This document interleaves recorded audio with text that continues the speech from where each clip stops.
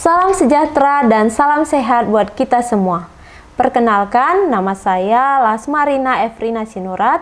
Saya merupakan salah satu dosen di program studi Ilmu Keperawatan Fakultas Farmasi dan Ilmu Kesehatan Universitas Sari Mutiara Indonesia. Pada kesempatan kali ini, izinkan saya untuk memaparkan salah satu mata kuliah yang saya ampu di program studi Ilmu Keperawatan, yang dimana mata kuliah itu adalah Keperawatan Medikal Bedah 1 atau KMB 1. Pada kesempatan ini juga, tujuan saya untuk memaparkan mata kuliah tersebut adalah untuk kinerja saya sebagai seorang dosen pada Tridharma Perguruan Tinggi, yaitu dalam bidang pengajaran. Dalam proses pembelajaran ini, saya menggunakan pendekatan DIA, yang singkatannya adalah D, Delivery, I adalah Interaction, dan A adalah Assessment. Delivery adalah bagaimana saya akan mendeliver atau menyampaikan mata kuliah KMB 1 kepada mahasiswa dalam proses perkuliahan. I, Interaction, adalah bagaimana saya berinteraksi, menjalin interaksi dengan mahasiswa dalam proses perkuliahan. Dan A, Assessment, adalah bagaimana saya menilai dan mengukur mahasiswa secara objektif dalam proses perkuliahan. Sebelum saya menjelaskan apa itu DIA, izinkan saya memaparkan mata kuliah KMB 1 ini. KMB 1 ini memiliki 3 bobot SKS, di mana 2 SKS itu untuk teori dan 1 SKS itu untuk praktek. Fokus mata kuliah KMB 1 ini berfokus pada pemenuhan kebutuhan pasien dewasa yang mengalami gangguan dari 3 sistem. Sistem yang pertama adalah sistem kardiovaskular. Sistem yang kedua adalah sistem respirasi atau pernapasan. Dan sistem yang ketiga adalah sistem hematologi atau yang berkaitan dengan darah. Mata kuliah Keperawatan Medikal Bedah 1 ini diambil mahasiswa pada semester 3. Dan mata kuliah ini bertujuan untuk membekali lulusan mahasiswa keperawatan agar dapat mengaplikasikan asuhan keperawatan medikal bedah pada kasus gangguan sistem kardiovaskular, hematologi, dan respirasi di tatanan layanan kesehatan pasien. Dari ketiga sistem ini akan terintegrasi kepada kasus dengan penyakit masing-masing. Contohnya, kasus atau penyakit yang sering dijumpai pada sistem kardiovaskular, misalnya kasus hipertensi, kasus penyakit jantung koroner atau PJK, kasus gangguan gagal jantung atau congestive heart failure atau CHF. Dan contoh kasus atau penyakit pada sistem hematologi, misalnya penyakit anemia, leukemia, dengue, hemorrhagic fever atau DHF, dan trombositopenia.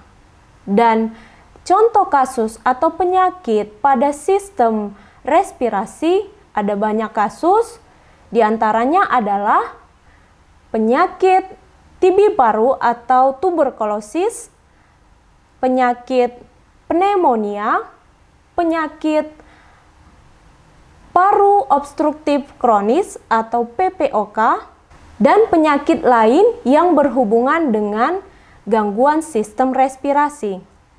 Mahasiswa dituntut untuk mampu mengaplikasikan asuhan keperawatan pada masing-masing kasus atau pada penyakit sistem kardiovaskular, hematologi, dan respirasi.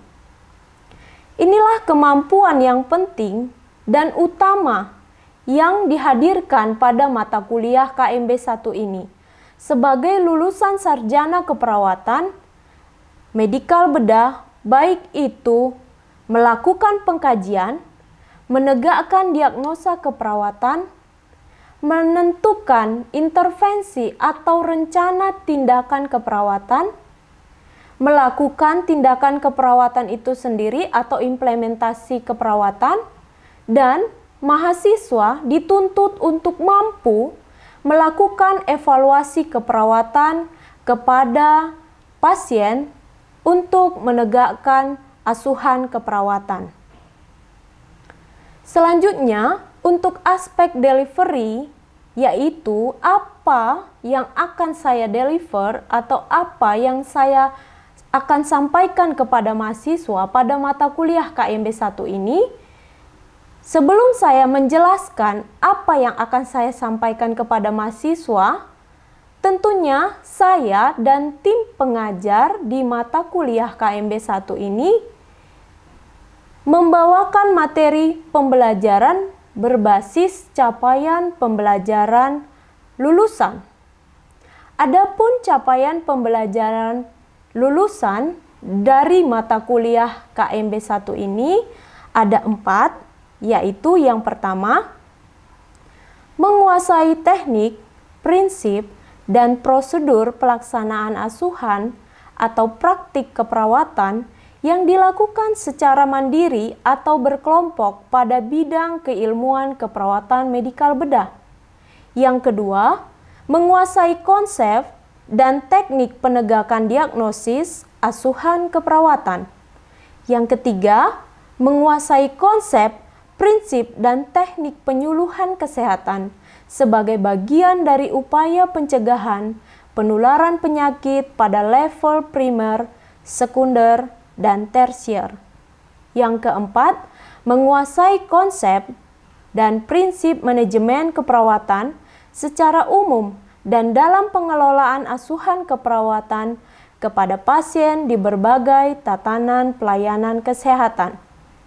Dari capaian pembelajaran lulusan, kemudian diturunkan apa yang menjadi capaian pembelajaran mata kuliah atau CPMK.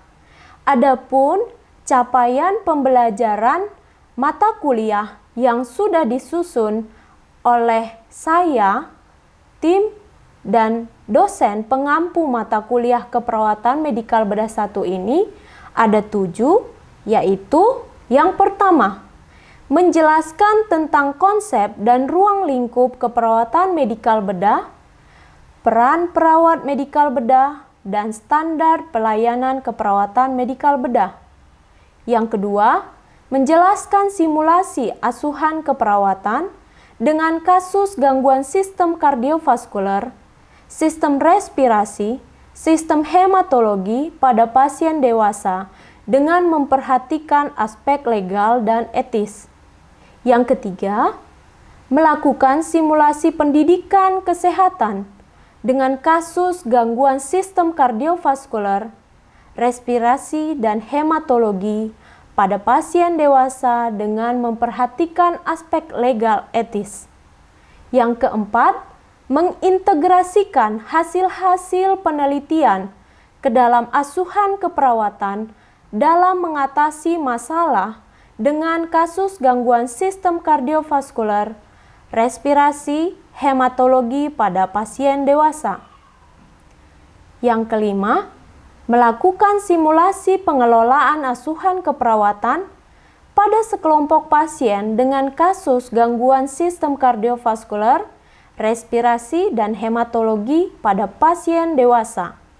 Yang keenam, melakukan fungsi advokasi pada kasus dengan gangguan sistem kardiovaskular, respirasi, dan hematologi.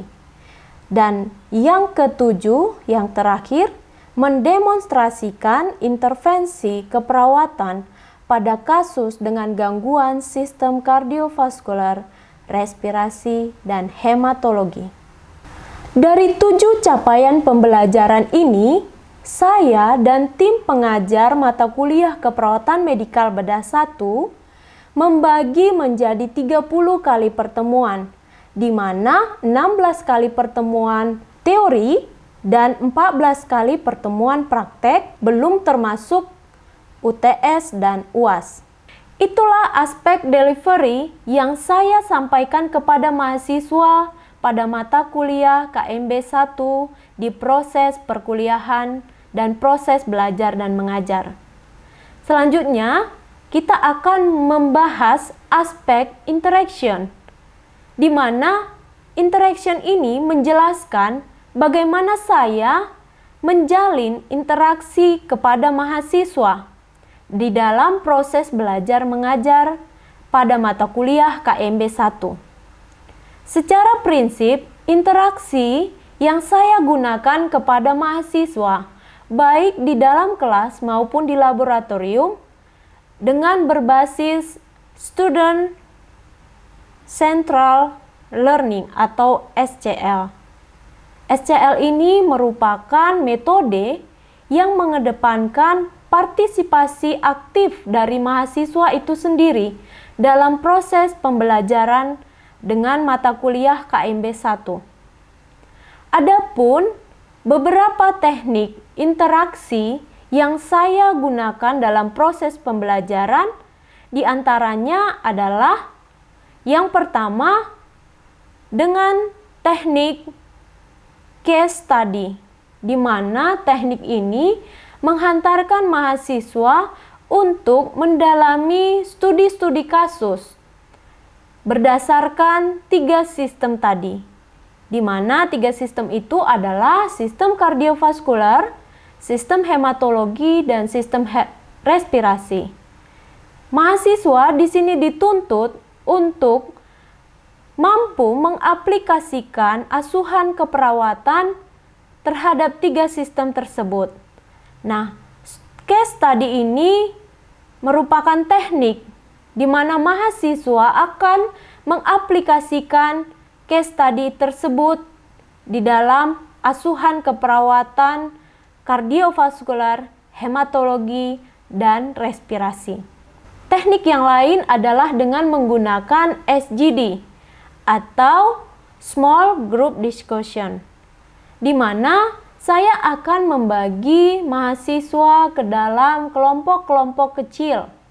Dan di dalam kelompok kecil inilah mahasiswa berperan aktif berdiskusi dengan tim kelompoknya untuk membahas kasus berdasarkan 3 sistem kardiovaskular, hematologi, dan respirasi.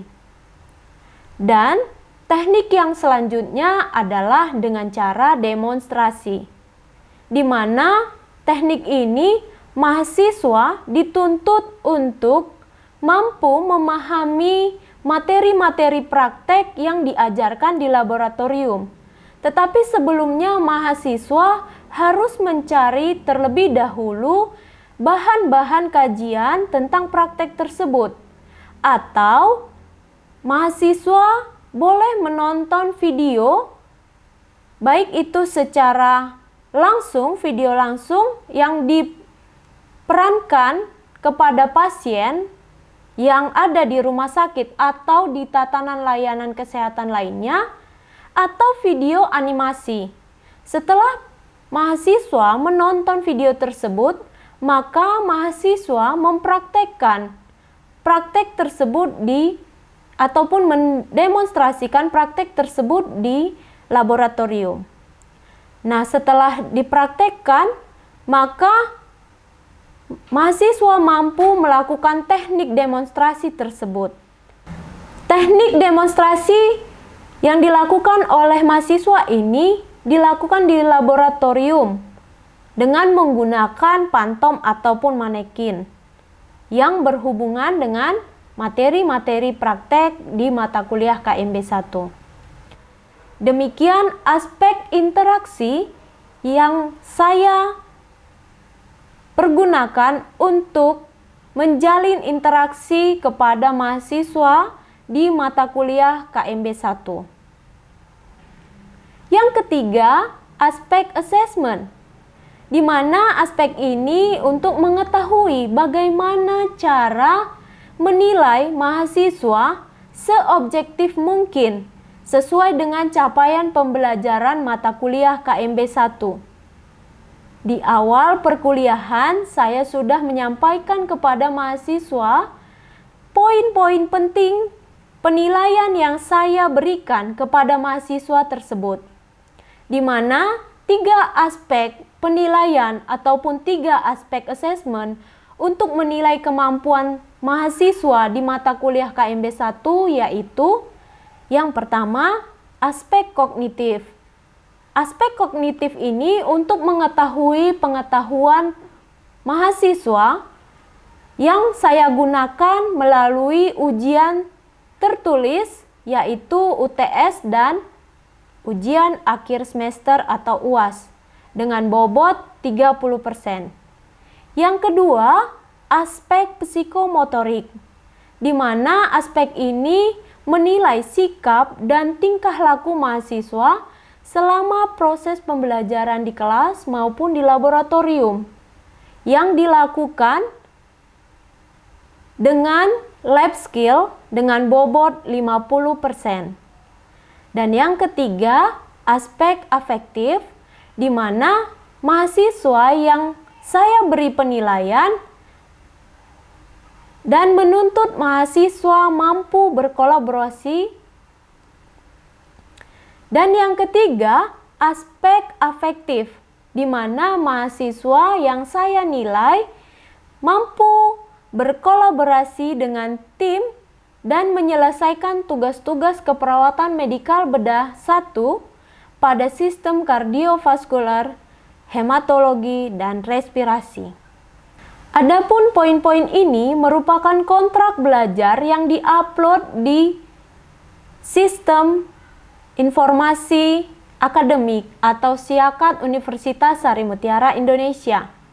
Selain itu, pengukuran kinerja mahasiswa ini didasarkan pada sub capaian pembelajaran mata kuliah atau CPMK.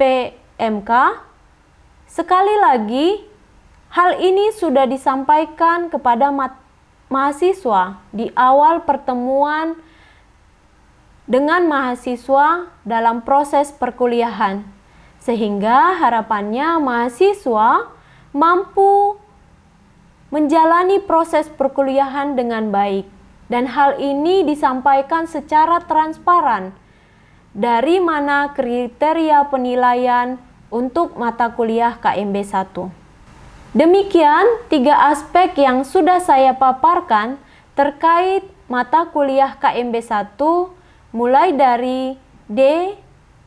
Delivery, E. Interaction, A. Assessment. Setelah ini, saya akan menyajikan video suatu proses pembelajaran secara real kepada mahasiswa melalui platform teknologi yaitu Zoom Meeting. Selamat menyaksikan. Selamat pagi dan salam sejahtera buat kita semuanya. Baik, pada kesempatan pagi hari ini kita boleh berkumpul di Zoom ini untuk kembali belajar tentang mata kuliah keperawatan medikal bedah 1. Ya, pada kesempatan ini kita akan membahas tentang asuhan keperawatan hipertensi. Oke, Ibu akan bagikan slide-nya. Ya. Sudah nampak jelas ya di slide asuhan keperawatan hipertensi. Ya, hipertensi sering sekali dikaitkan dengan tekanan darah. Berbicara tentang tinggi atau rendah, dilihat dari hiper atau hipo. Ya, kalau hipertensi berarti tinggi, hipo berarti rendah.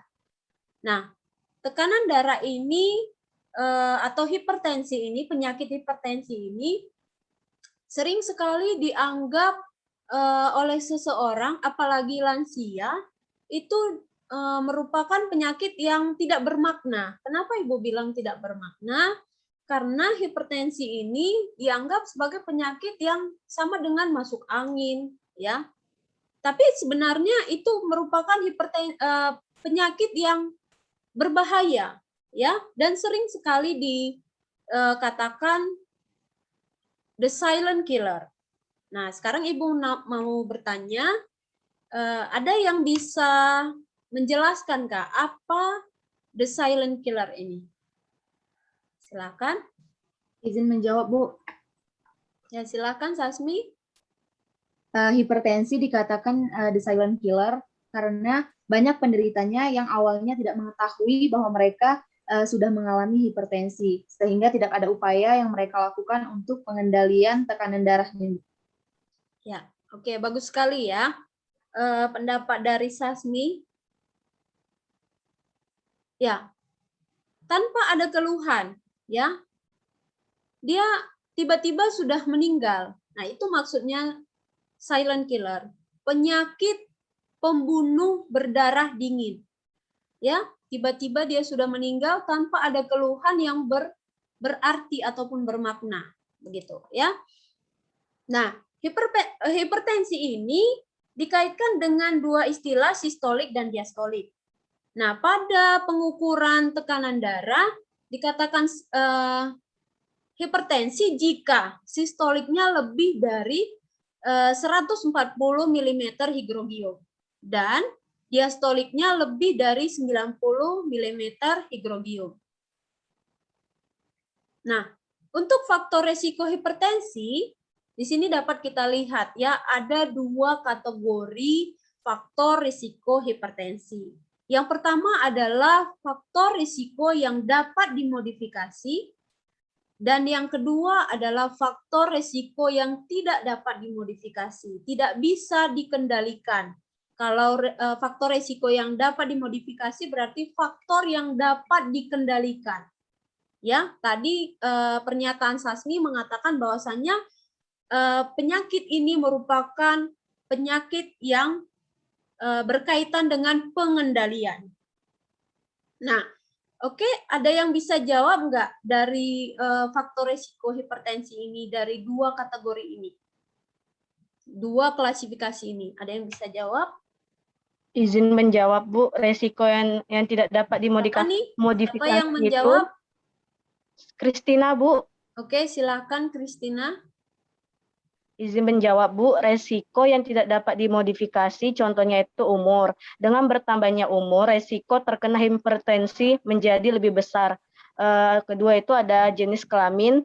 Pria mempunyai resiko yang lebih banyak mengalami peningkatan tekanan darah sistolik dibanding wanita.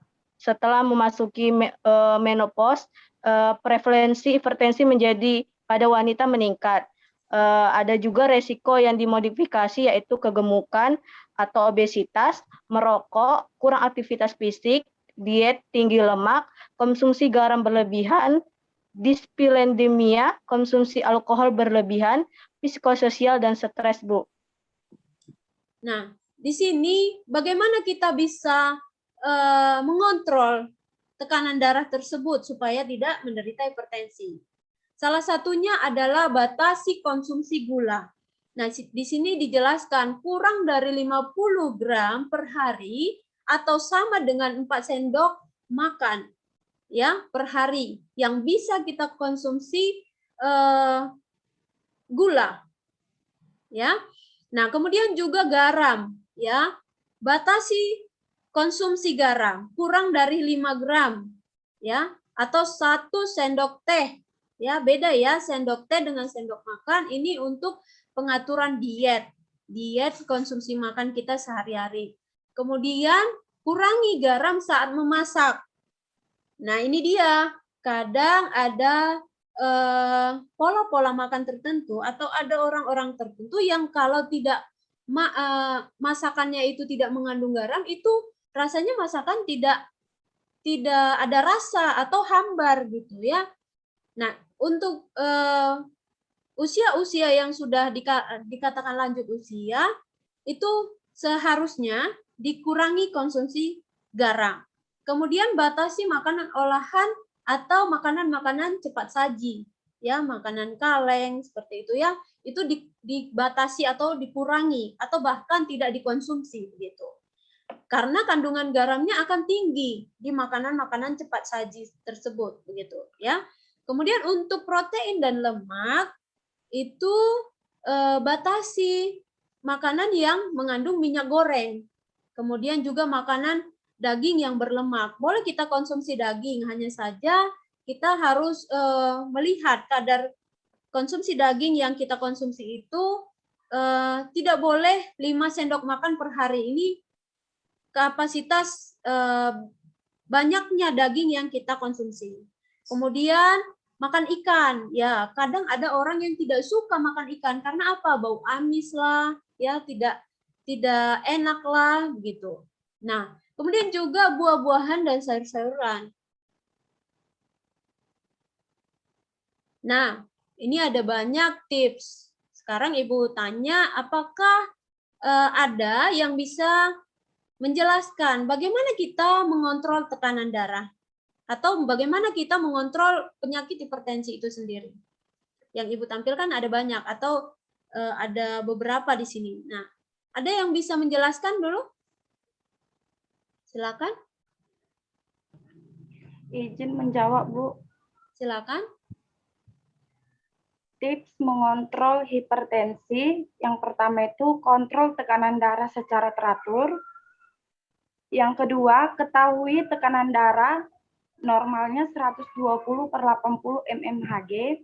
Hati-hati menggunakan obat bebas. Maksudnya di situ tidak boleh membeli obat tanpa resep dokter. Terus, mengatur pola makan. Pola makan yang sehat, rendah garam dan rendah gula. Ketersediaan obat seperti obat enalapril, lisolapril, peridopil, ramipril. Ketahui efek samping obat yang diminum. Minum obat secara teratur. Obat bebas dibeli tanpa resep dokter, tidak boleh diminum, Bu. Itu bisa disebut obat bebas. Terima kasih, Bu. Oke, ya. Jadi teman-teman sekalian bisa melihat di sini ya. Kalau kita kaitkan dengan 1, 2, 3 ini diumpamakan searah jarum jam ya. Nah, ketahui tekanan darah Anda. Hal pertama yang kita mau seorang pasien hipertensi itu bisa tahu berapa tekanan darahnya. Kadang seperti yang Ibu sampaikan di awal, ya, pasien hipertensi atau penderita hipertensi itu tidak mau tahu berapa tekanan darahnya. Pada saat dia kunjungan atau kontrol ke puskesmas atau pusat layanan terdekat dengan rumahnya, itu dia menganggap bahwasanya tekanan darahnya itu hanya karena saya karena stres gitu. Sudah, selesai. Nah, selanjutnya ini yang kita bahas tadi, apa yang menjadi komplikasi dari hipertensi? Ya, bisa mengenai jantung, kemudian ginjal, bisa lama-kelamaan akan menjadi stroke, kemudian retinopati akan mengakibatkan penglihatan kabur, ya, kerusakan di retina, kemudian juga akan mengganggu saraf dan juga ke otak. Nah, ini yang akan lama-lama pembuluh darahnya pecah, peredaran darah di jantung itu akan mengalami gangguan, gitu ya, bisa mengakibatkan stroke, gitu. Nah, di sini ada pencegahan hipertensi dengan cerdik. Apa itu cerdik? C-nya itu cek kesehatan secara rutin. Ya. Tadi, kalau dia sudah divonis untuk penderita hipertensi, tidak lagi 1 bulan, 2 bulan, maka dia harus secara rutin. Demikian PDD UKT-PT saya di bidang pengajaran.